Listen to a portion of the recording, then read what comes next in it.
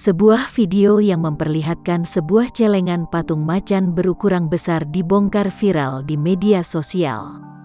Pasalnya, patung tersebut berisi banyak koin yang diketahui berjumlah hingga belasan juta rupiah. Pemilik celengan pun mengaku sudah 2 kali memiliki celengan sebesar itu. Arzetti mengaku celengan ini merupakan yang kedua kalinya setelah di tahun 2017. Ia dan keluarga sudah pernah mempunyai celengan sebesar patung singa. Total jumlah yang terkumpul di celengan pertama mencapai 15 juta rupiah. Keluarganya menabung celengan macan ini sejak 2,5 tahun yang lalu atau sekitar tahun 2019. Kini, uang 15 rupiah juta itu telah didepositkan keluarganya di bank.